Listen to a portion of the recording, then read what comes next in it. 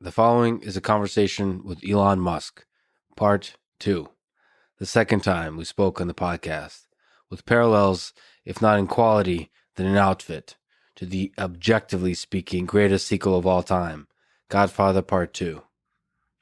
As many people know, Elon Musk is a leader of Tesla, SpaceX, Neuralink, and the Boring Company. What may be less known is that he's a world-class engineer and designer, constantly emphasizing first principles thinking and taking on big engineering problems that many before him will consider impossible. As scientists and engineers, most of us don't question the way things are done. We simply follow the momentum of the crowd. But revolutionary ideas that change the world on the small and large scales happen when you return to the fundamentals and ask, is there a better way? This conversation focuses on the incredible engineering and innovation done in brain-computer interfaces at Neuralink. This work promises to help treat neurobiological diseases, to help us further understand the connection between the individual neuron to the high-level function of the human brain, and, finally, to one day expand the capacity of the brain through two-way communication with computational devices, the internet, and artificial intelligence systems. This is the Artificial Intelligence Podcast. If you enjoy it, subscribe on YouTube, Apple Podcasts, Spotify, support it on Patreon, or simply connect with me on Twitter at Lex Fridman, spelled Fridman. And now, as an anonymous YouTube commenter referred to our previous conversation as the, quote, historical first video of two robots conversing without supervision, here's the second conversation with Elon Musk.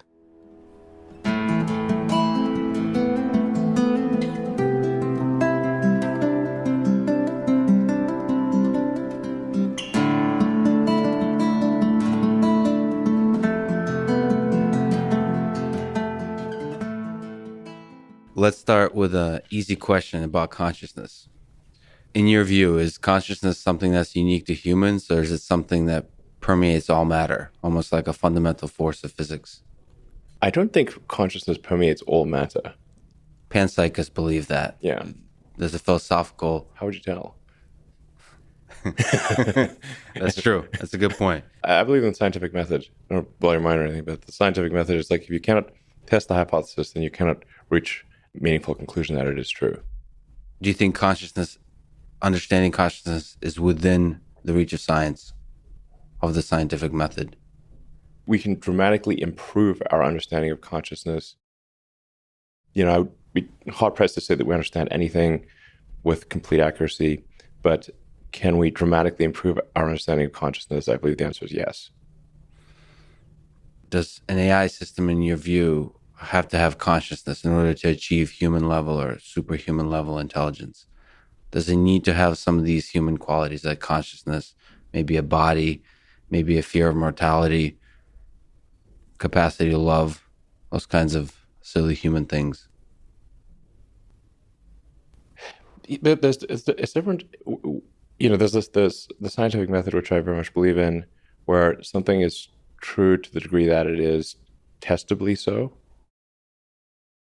And otherwise, you're really just talking about, you know, preferences or, well, untestable beliefs or that, you know, that kind of thing.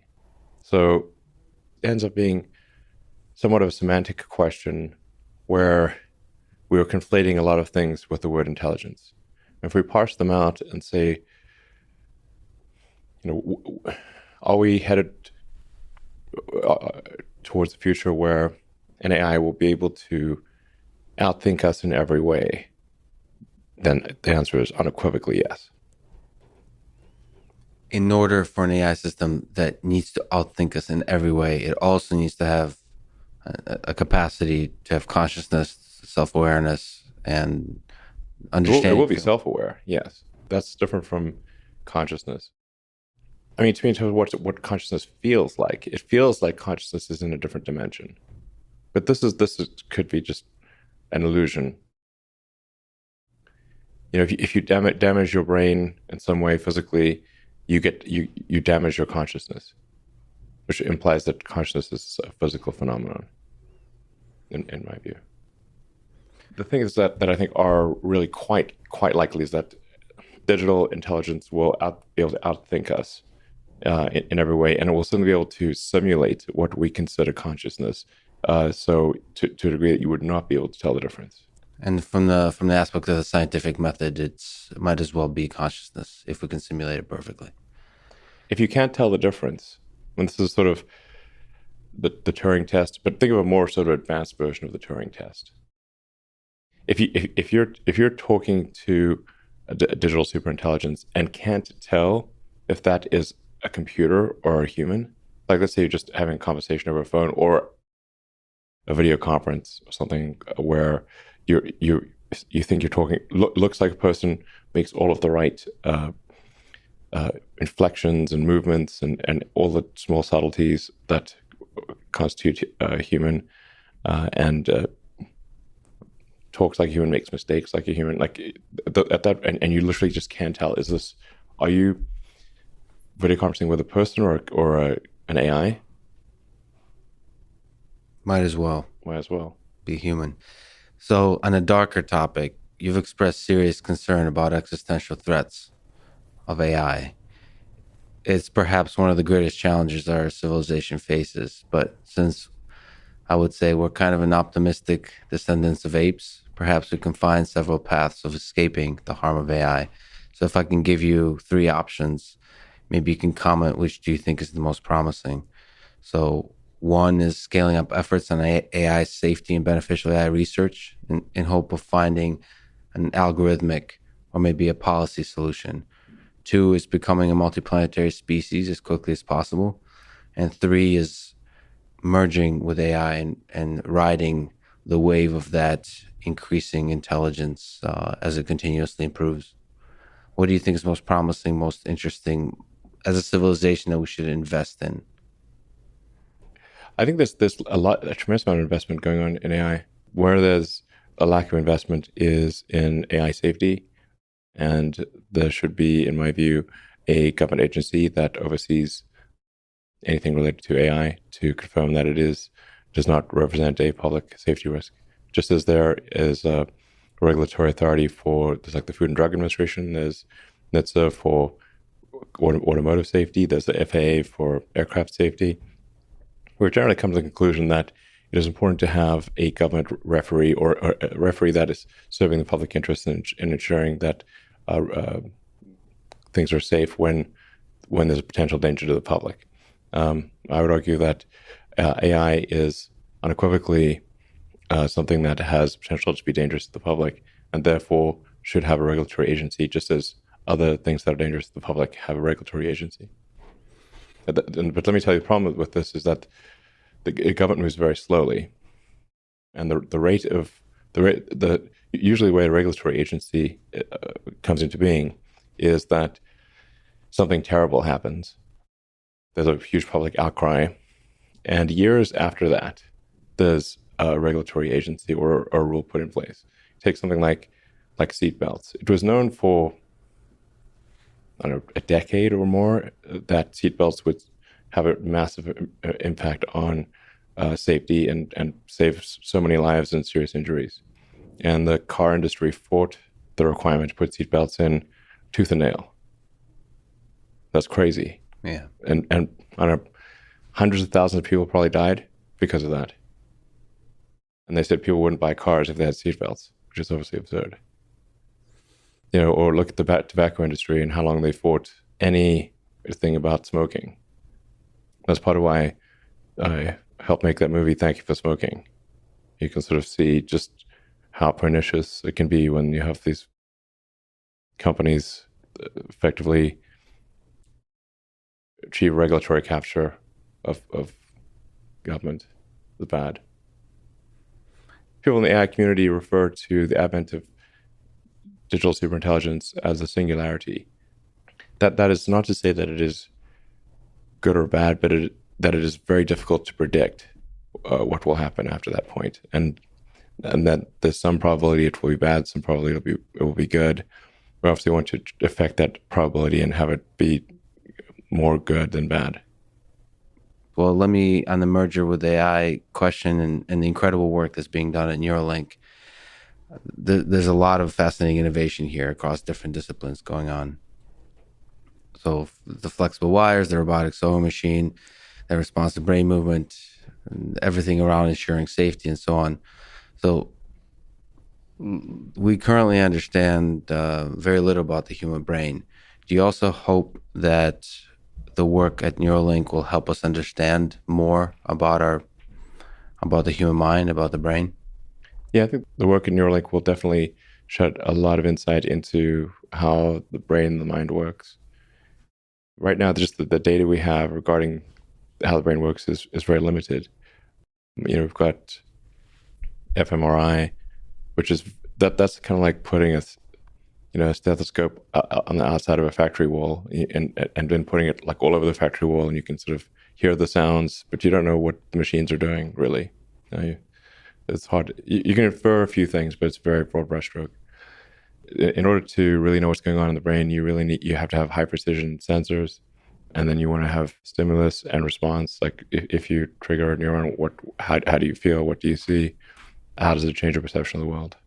You're speaking to physically, just getting close to the brain, being able to measure signals from the brain, Yeah, will give us sort of open the door inside the factory. yes, exactly. Being able to have high precision sensors that tell you what individual neurons are doing, and then being able to trigger the neuron and see what the response is in the brain, so you can see the consequences of a. If you fire this neuron, what happens? How do you feel? What does it change? It'll be really profound to have this in people, because people can articulate their change, like if there's a change in mood, or if they can tell you if they can see better or hear better, or be able to form sentences better or worse, or their memories are jogged, or that kind of thing. So on the human side, there's this incredible general malleability, plasticity of the human brain. The human brain adapts, adjusts, and so on. So It's not that plastic, to be totally frank. So there's a firm structure, but nevertheless, there is some plasticity. And the open question is, sort of, if I could ask a broad question, is how much that plasticity can be utilized.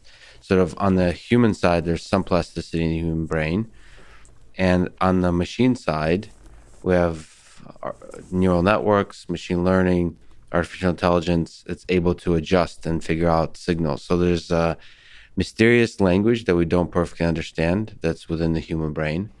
And then we're trying to understand that language to communicate both directions. So the brain is adjusting a little bit. We don't know how much. And the machine is adjusting. Where do you see, as they try to sort of reach together, almost like with an alien species, try to find a protocol, communication protocol that works, where do you see the biggest benefit arriving from, on the machine side or the human side? Do you see both of them working together? I actually think the machine side is far more malleable than the biological side by a huge amount. So it will be the machine that adapts to the brain. That's the only thing that's possible. The brain can't adapt that well to the machine.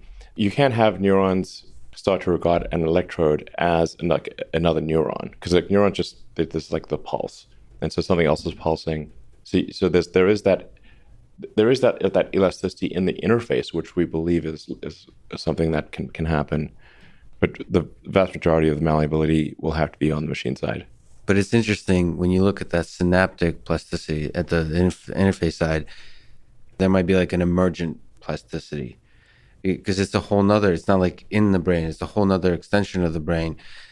We might have to redefine what it means to be malleable for the brain. So maybe the brain is able to adjust to external interfaces. There will be some adjustment to the brain, because there's going to be something reading and simulating the brain, and so it will adjust to that thing. But the vast majority of the adjustment will be on the machine side.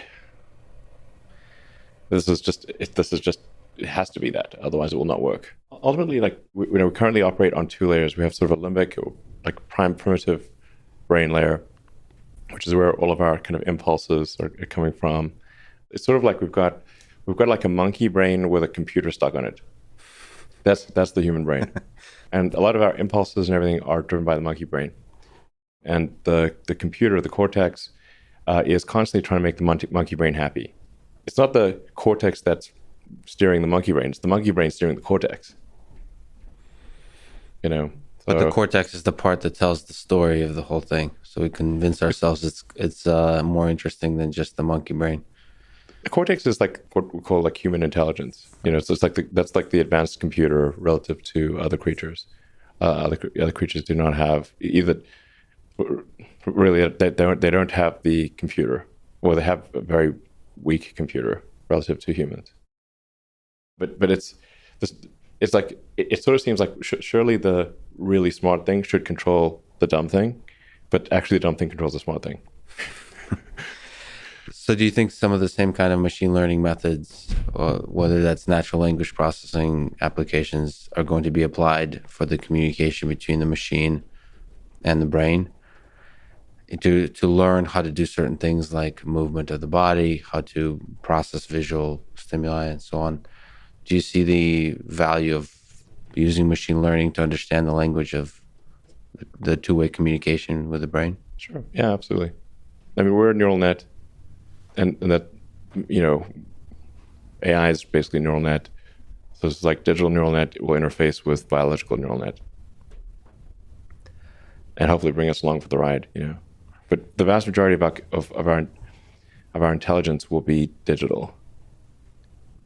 This is think of like the difference in intelligence between the cortex and your limbic system is gigantic. Your limbic system really has no comprehension of what the hell the cortex is doing.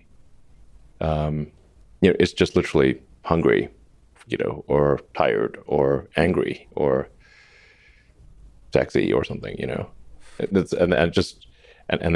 That communicates that impulse to the cortex and tells the cortex to go satisfy that. So then a great deal of like a massive amount of thinking, like truly stupendous amount of thinking, has gone into sex without purpose, without procreation, which is actually quite a silly action in the absence of procreation. It's a bit silly. Well, so why are you doing it? Because it makes the limbic system happy. That's why. But it's pretty absurd, really. Well, the whole of existence is pretty absurd in some kind of sense. Yeah. But I mean, this is a lot of computation has gone into how can I do more of that with procreation not even being a factor. This is, I think, a very important area of research by NSFW. An agency that should receive a lot of funding, especially after this conversation. I propose the formation of a new agency. Oh, boy. What is the most exciting, or some of the most exciting things that you see in the future impact of Neuralink, both on the science, the engineering, and societal broad impact? So Neuralink, I think, at first will solve a lot of brain-related diseases.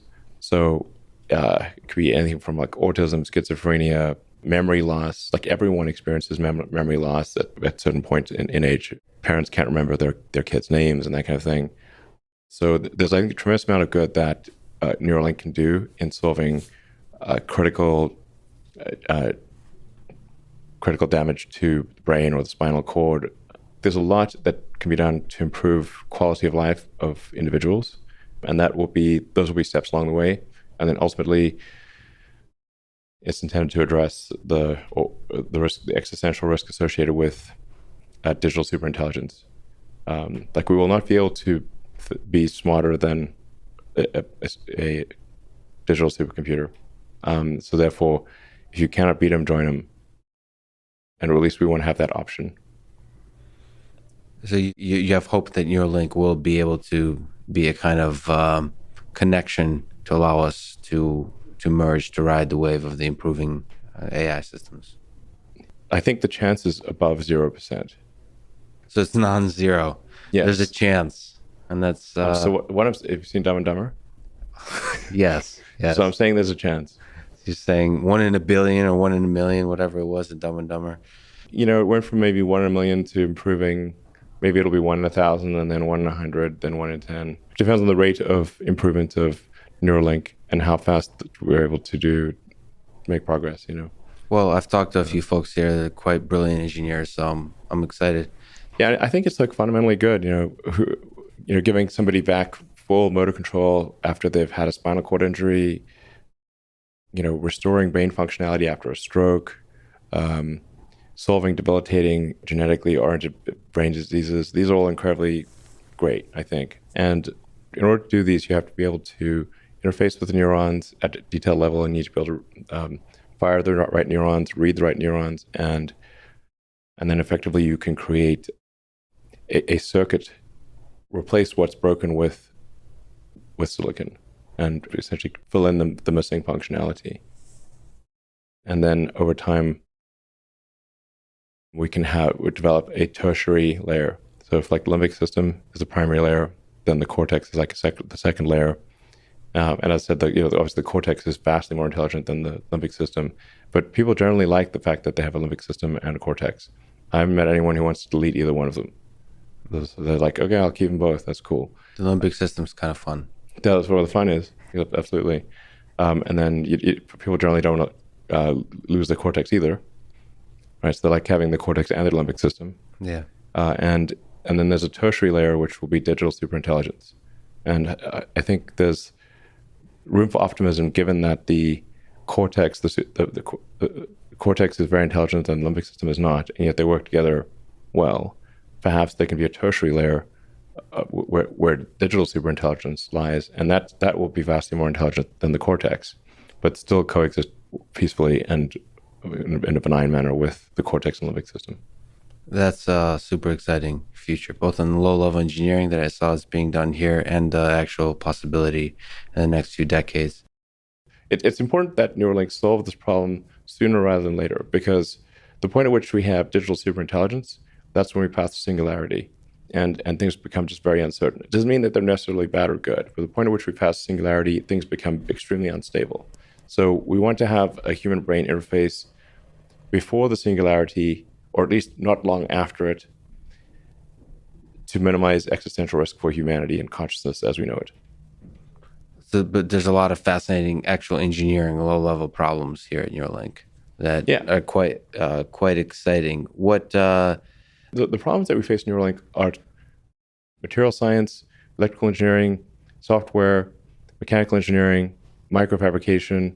It's a bunch of engineering disciplines, essentially. That's what it comes down to, is that you have to have a tiny electrode. It's so small it doesn't hurt neurons, but it's got to last for as long as a person. So it's got to last for decades.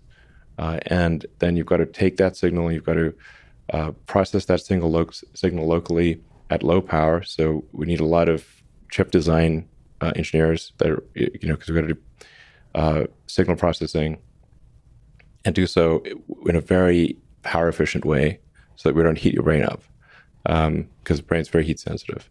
And then we've got to take those signals and we've got to do something with them, and then we've got to stimulate the back to so you could bidirectional communication. So if somebody's good at material science, software, mechanical engineering, electrical engineering, chip design, microfabrication, those are the things we need to work on. We need to be good at material science so that we can have tiny electrodes that last a long time. And it's a tough thing with the material science problem. It's a tough one because you're trying to read and simulate electrically in an electrically active area. Your brain is very electrically active and electrochemically active. So how do you have say a coating on the electrode that doesn't dissolve over time and is safe in the brain? This is a very hard problem. And then how do you collect those signals in a way that is most efficient? Because you really just have very tiny amounts of power to process those signals. And then we need to automate the whole thing so it's like LASIK. So it's not. If this is done by neurosurgeons, there's no way it can scale to large numbers of people, and it needs to scale to large numbers of people because I think ultimately we want the future to be determined by a large number of of humans. Do you think that this has a chance to revolutionize surgery, period? So neurosurgery and Yeah, surgery all absolutely. across? Yeah, for sure. It's got to be like LASIK. Like if LASIK had to be done by hand by a person, that wouldn't be great. Yeah. You know, so it's done by a robot. And the ophthalmologist kind of just needs to make sure your head's in the right position, and then they can just press a button and go. So Smart Summon and soon Autopark takes on the full beautiful mess of parking lots and their human-to-human nonverbal communication. I think it has actually the potential to have a profound impact in changing how our civilization looks at AI and robotics, because this is the first time human beings, people that don't own a Tesla, may have never seen a Tesla or heard about a Tesla, get to watch hundreds of thousands of cars without a driver. Yeah. Do you see it this way, almost like an education tool for the world about AI? Do you feel the burden of that, the excitement of that, or do you just think it's a smart parking feature? I do think you are getting at something important there, which is most people have never really seen a robot. Right. And what is the car that is autonomous? It's a four-wheeled robot. Right. Yeah, but it communicates a certain sort of message with everything from safety to the possibility of what AI could bring, so its current limitations, its current challenges, it's what's possible. Do you feel the burden of that, almost like a communicator, educator to the world about AI? We're just really trying to make people's lives easier with autonomy. But now that you mention it, I think it will be an eye-opener to people about robotics, because they've really never seen, most people have never seen a robot, and there are hundreds of thousands of Teslas. Won't be long before there's a million of them that have autonomous capability and the drive without a person in it. And you can see the kind of evolution of the car's personality and thinking with each iteration of Autopilot. You can see it's uncertain about this, or it gets, but now it's more certain. Now it's moving in a slightly different way. Like I can tell immediately if a car is on Tesla Autopilot, because it's got just little nuances of movement. It just moves in a slightly different way. Cars on Tesla Autopilot, for example, on the highway are far more precise about being in the center of the lane than a person. If you drive down the highway and look at where cars are, the human-driven cars are within their lane, they're like bumper cars. They're like moving all over the place. The car on autopilot, dead center. Yeah, so the incredible work that's going into that neural network, it's learning fast. Autonomy is still very, very hard. We don't actually know how hard it is fully, of course. You look at at most problems you tackle, this one included, with an exponential lens. But even with an exponential improvement, things can take longer than expected sometimes. So where does Tesla currently stand on its quest for full autonomy? What's your sense? When can we see successful deployment of full autonomy? Well, on the highway already, the probability of an intervention is extremely low. Yes.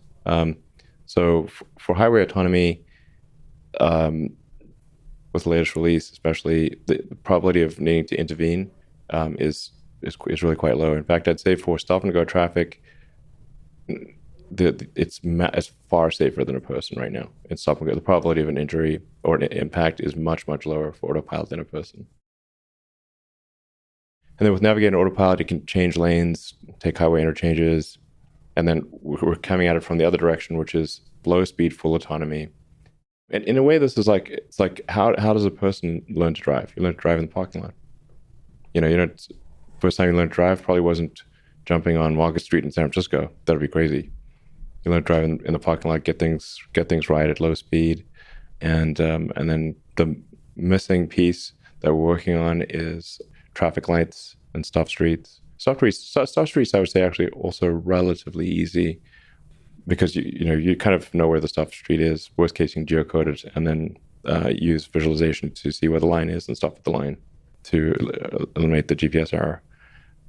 So I'd say there's probably complex traffic lights and very windy roads are the two things that need to get solved. What's harder, perception or control for these problems? So being able to perfectly perceive everything or figuring out a plan once you perceive everything, how to interact with all the agents in the environment. In your sense, from a learning perspective, is perception or action harder in that giant, beautiful, multitask learning neural network?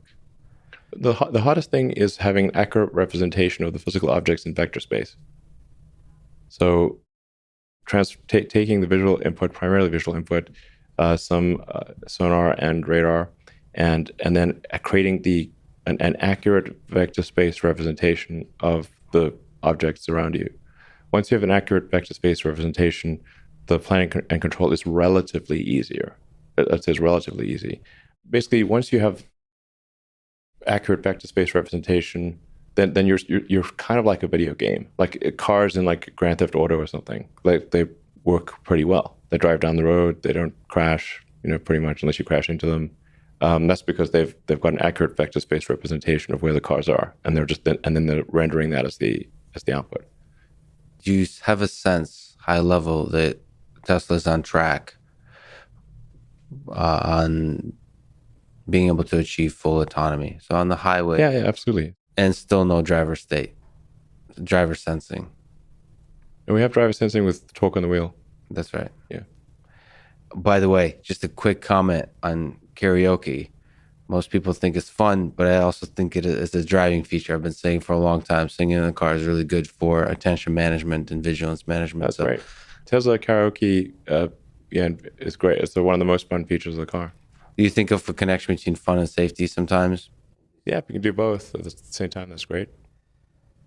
I just met with Andrew and wife of Carl Sagan, who directed Cosmos.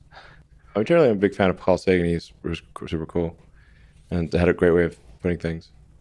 All of our consciousness, all civilization, everything we've ever known and done is on this tiny blue dot.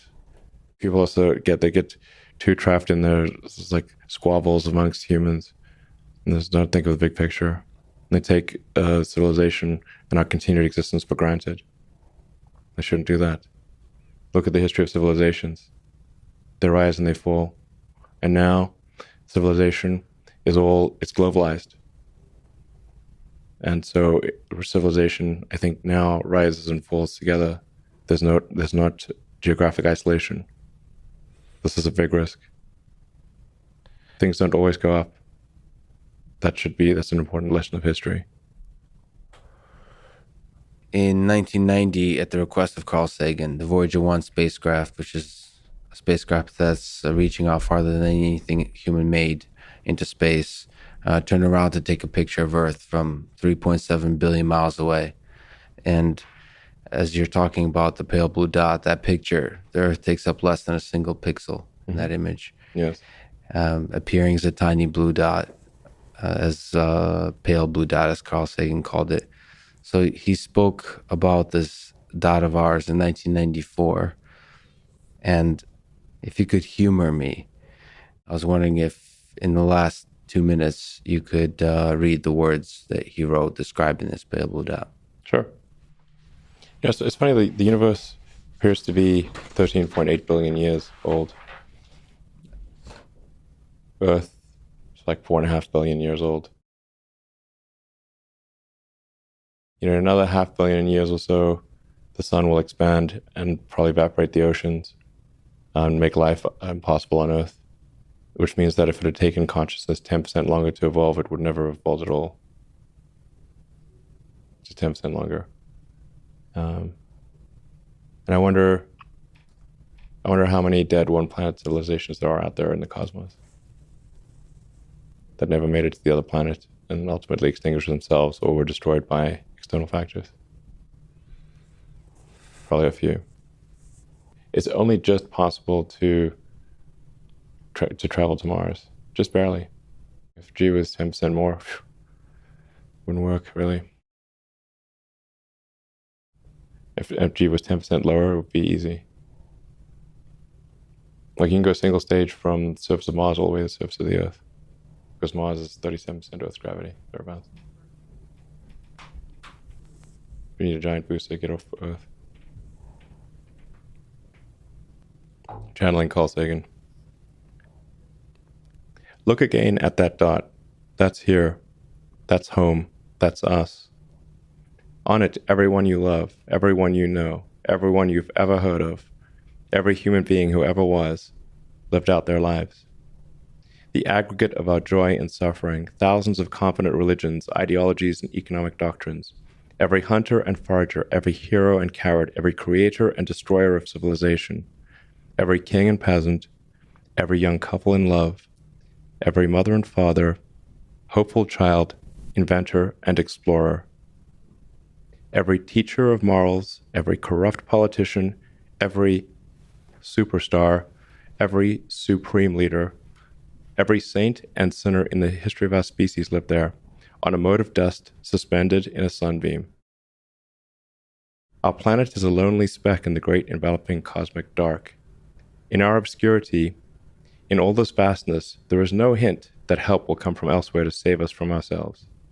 The Earth is the only world known so far to harbor life. There is nowhere else, at least in the near future, to which our species could migrate. This is not true. This is false. Mars. And I think Carl Sagan would agree with that. He couldn't even imagine it at that time. So thank you for making the world dream. And thank you for talking today. I really appreciate it. Thank you.